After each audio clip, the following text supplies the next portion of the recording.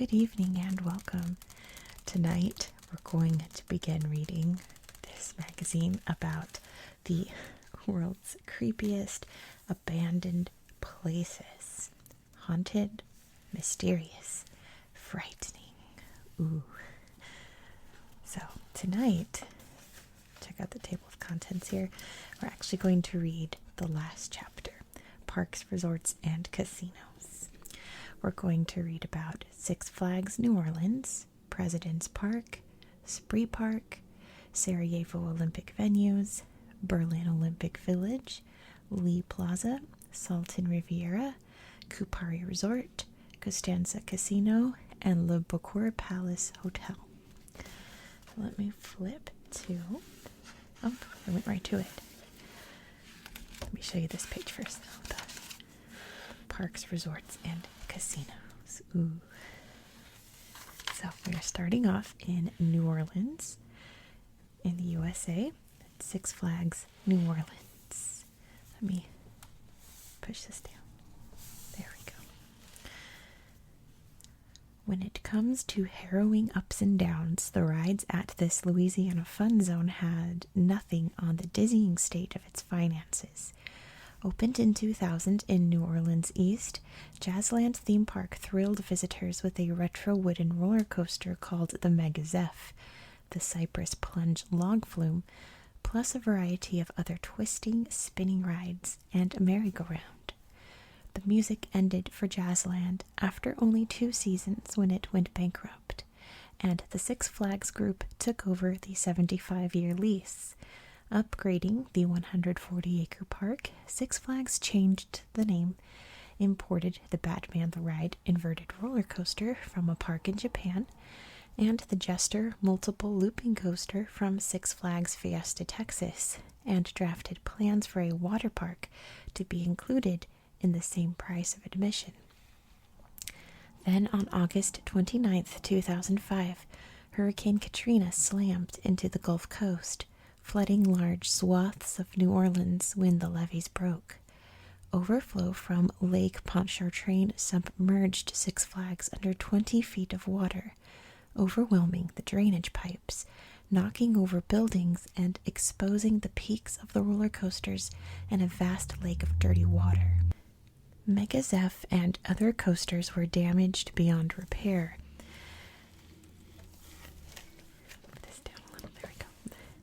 Batman the Ride survived on its elevated platform. It was later dismantled and moved to Six Flags Fiesta, Texas under the new name Goliath.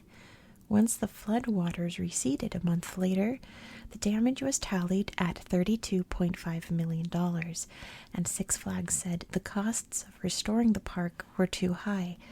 What was left of the park was abandoned and sacrificed to the punishing Louisiana rains, a rusted-out amusement park ghost town of broken rides invaded by weeds. Despite the many no trespassing signs, the surreal scene proved irresistible to urban adventurers, who snuck through the fences to explore and take selfies. Various efforts to restore Six Flags as a Nickelodeon-themed park or convert the site to an outlet shopping mall fell through. And as residents complained about the eyesore and the wildlife it attracted, New Orleans officials said in 2019 they would look into demolishing the site at a cost of $1.3 million.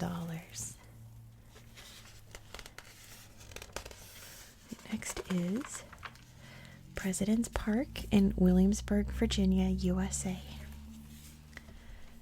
we go. George Washington has seen better days. His face is cracking and streaked with grime. Ronald Reagan fares even worse, having been struck by lightning. And let's not even get started on Abraham Lincoln, who has a poorly located hole in the back of his head.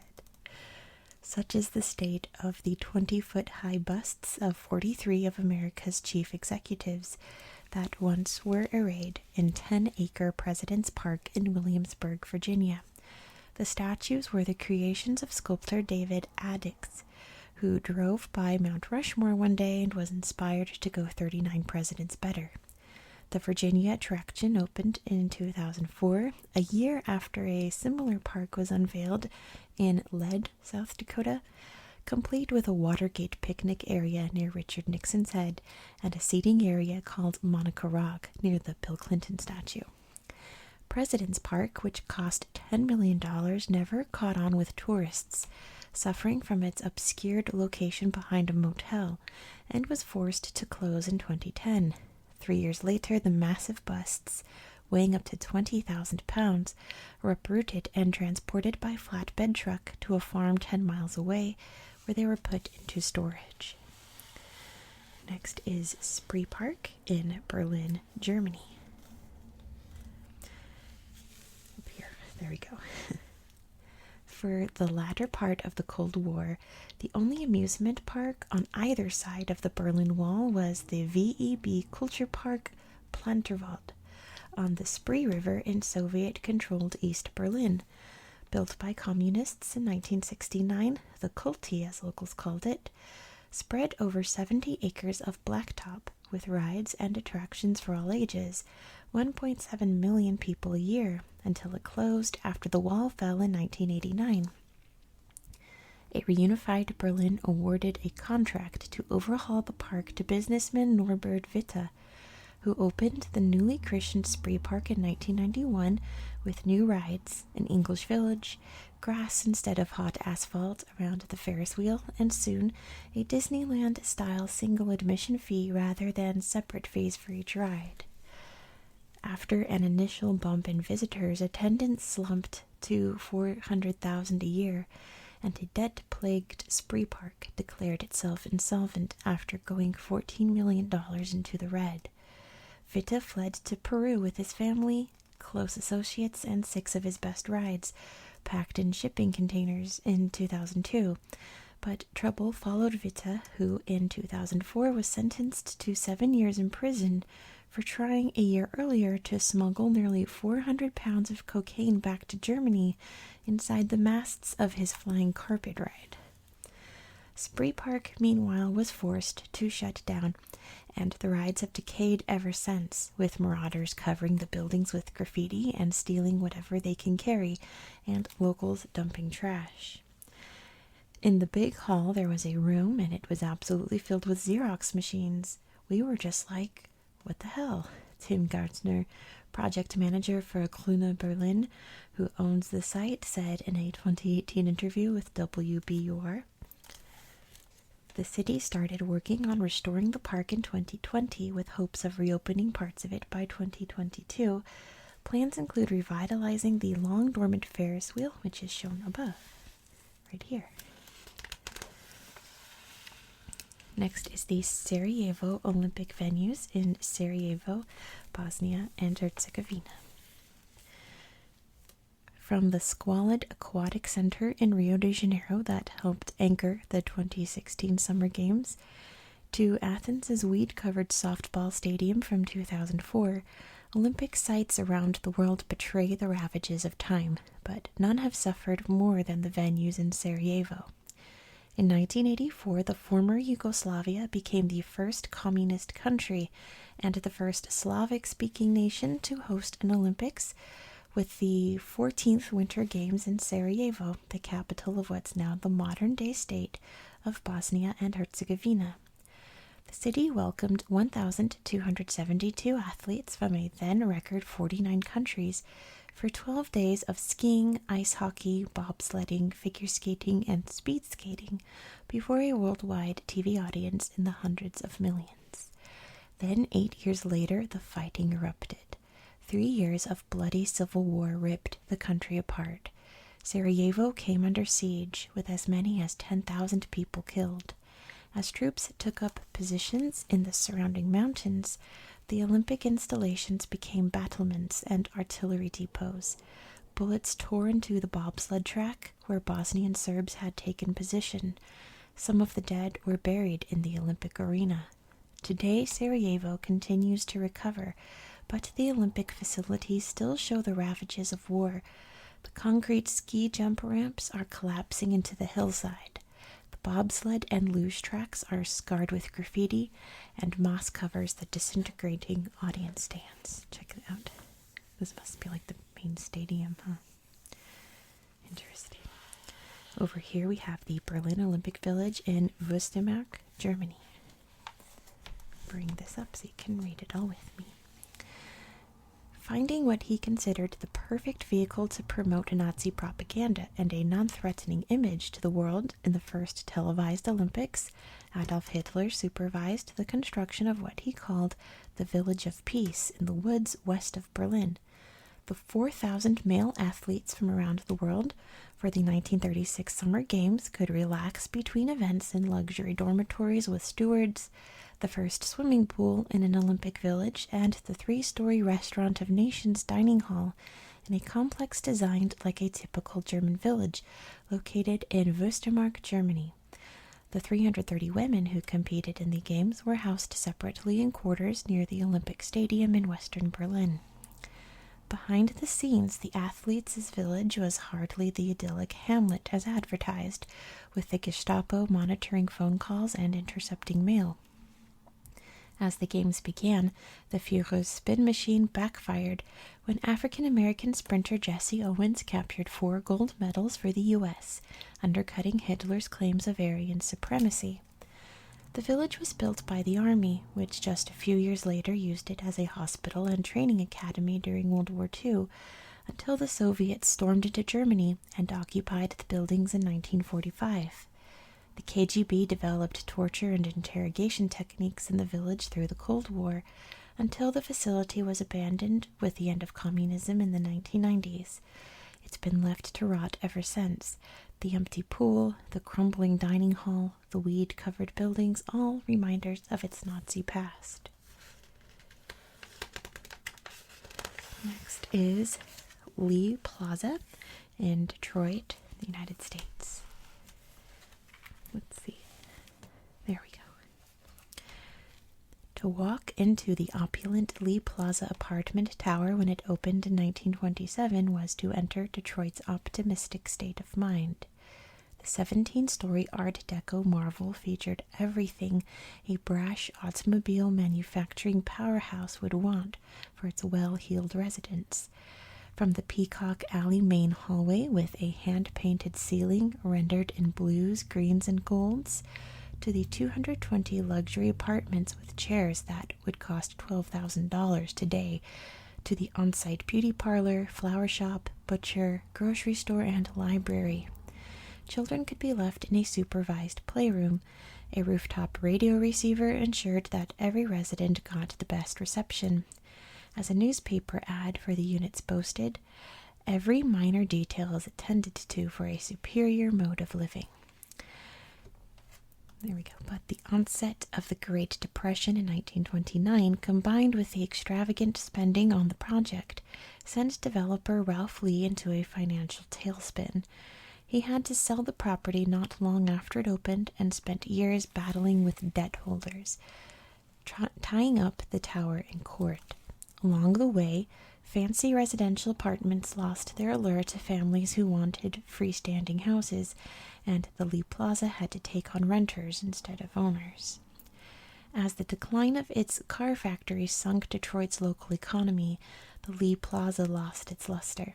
By the end, the property that promised an unmistaken atmosphere of refinement and taste had become housing for low-income seniors.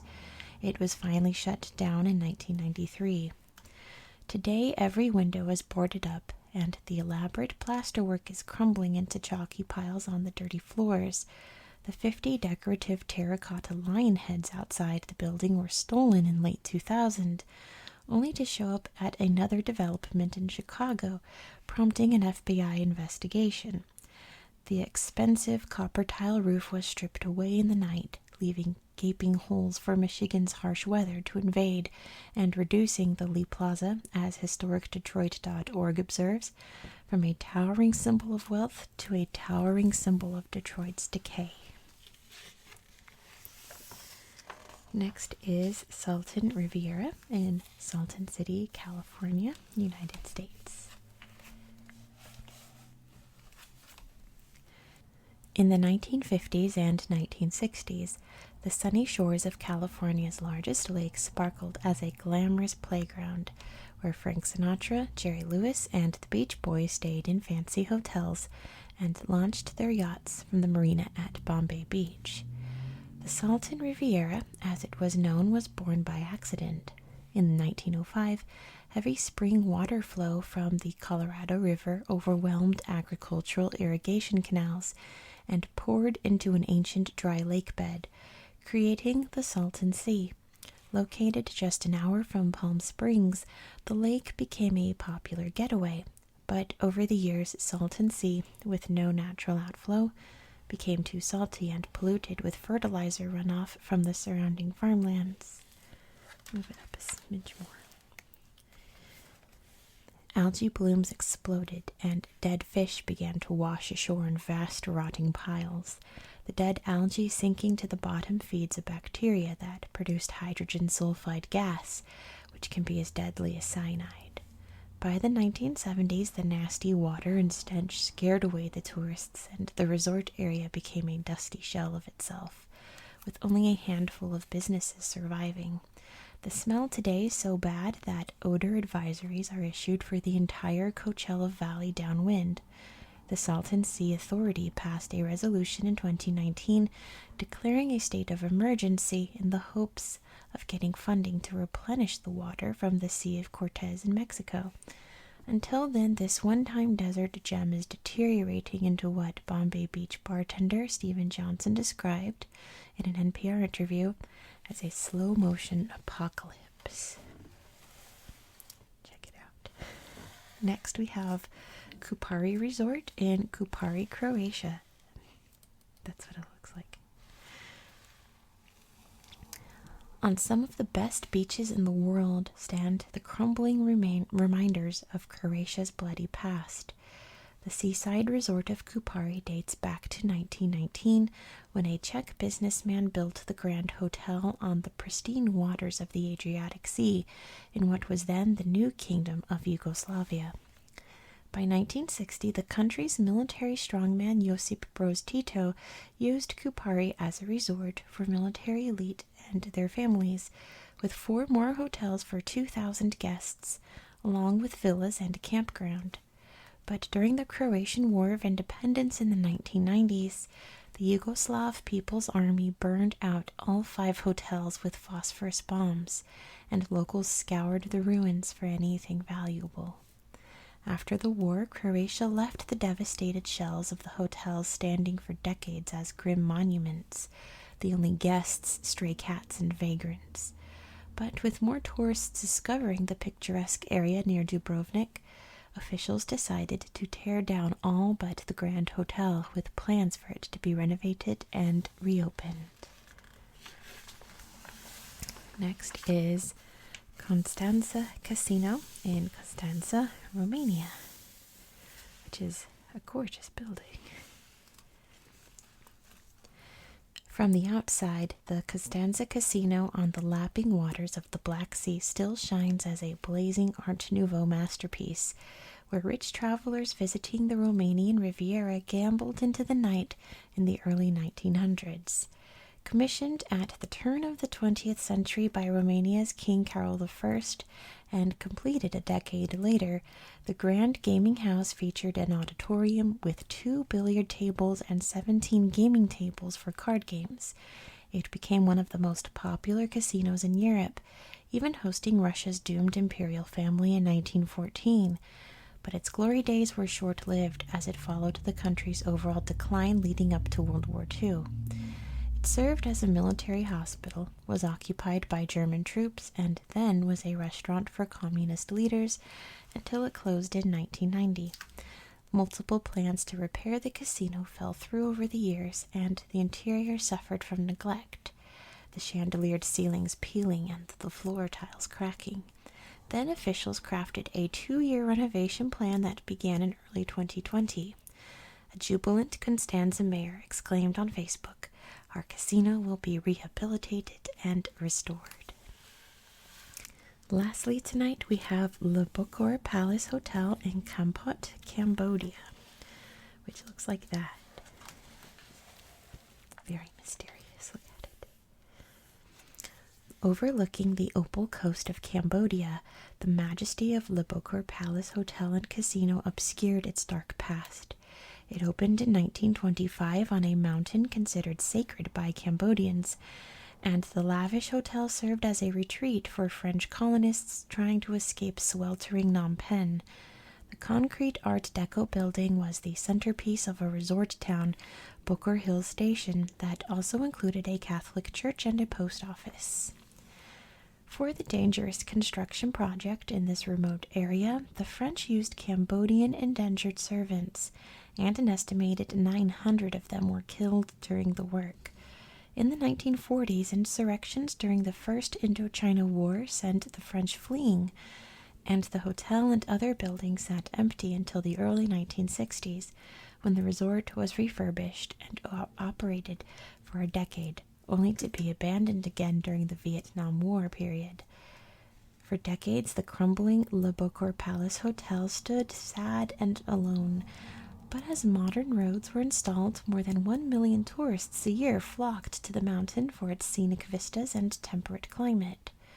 While the Boca Palace reopened as a luxury hotel in 2018, the eerie ruins of the Catholic Church and the rest of Boca Hill Station still captivate those looking to revisit the past.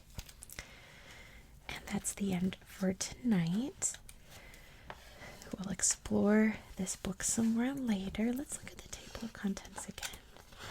I might just run a poll and see which ones you want to do next. Alright, so we have decaying mansions and castles, mysterious ghost towns, nature's revenge, eerie churches and schools, prisons, hospitals, and asylums, and factories, malls, and military bases. Let me know which ones you want, and if like you guys want all of them, which I'm sure you do, I'll run a poll on my community post with like the top ones. So if you see someone post one you want, give it a thumbs up so it goes to the top and I'll see it. Anyway, thank you so much for watching. I hope you found this video relaxing and educational, and I hope that you have a very good night.